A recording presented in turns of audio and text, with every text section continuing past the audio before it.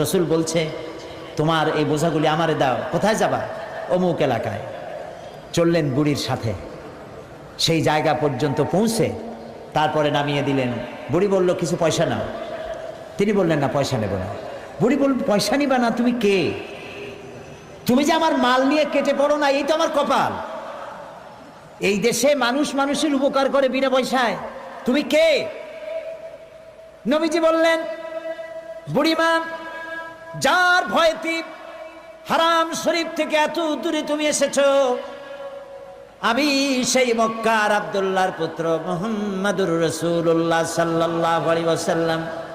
বুড়ি বলে, আরে তোমার বিরুদ্ধে কাফের বেঈমানেরা নেতারা এমন বাজে কথা বলেছে, কত বাজে কথা তোমার সম্পর্কে বলেছে।